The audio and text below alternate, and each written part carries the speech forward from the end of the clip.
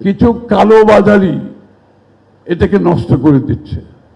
তারা অতিরিক্ত তেল নিয়ে কালোবাজারে বিক্রি করছে এবং সরকারের ভাবমূর্তি ক্ষতি করার চেষ্টা করছে। দ্রব্যমূল্য স্থিতিশীল ছিল।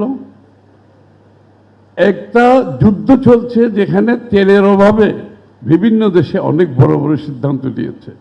বাংলাদেশে মানুষ বাড়িতে পৌঁছাতে পরিবহনের মাধ্যমে কোনো অসুবিধা হয় নাই, কোনো অসুবিধা হয় নাই।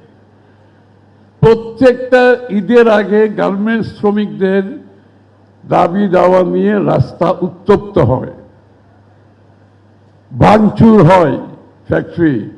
এবার কিছুই হয়নি। সবাই শান্তভাবে তাদের পাওনা নিয়ে সঠিকভাবে পরিবহনের মাধ্যমে বাড়িঘরে যেতে পেরেছে। একটা অল্প সময়ের মধ্যে একটা সরকারের এই যে বলে সকাল থেকে বোঝা যায় আপনার আগের দিনটা কেমন যাবে। আরেকটা কথা বলে আমি শেষ করছি, এটা না বললে নয়। আমরা একটা যুদ্ধ মধ্যপ্রাচ্যে আমাদের সামনে এখন চলছে। একটা জ্বালানি সংকটের মধ্যে আমরা সারা বিশ্ব আছি, বাংলাদেশ তার মধ্যে অন্যতম।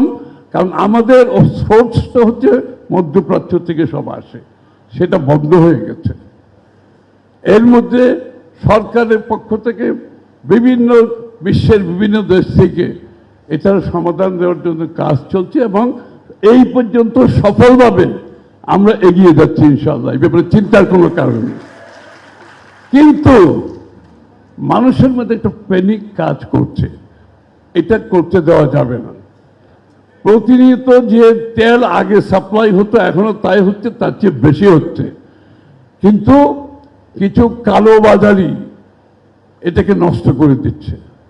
তারা অতিরিক্ত তেল নিয়ে কালোবাজারে বিক্রি করছে এবং সরকারের ভাবমূর্তি ক্ষতি করার চেষ্টা করছে। আমি এই কথাটা এই জন্য বলছি, আপনারা সচেষ্ট থাকতে হবে যার যার জায়গা থেকে।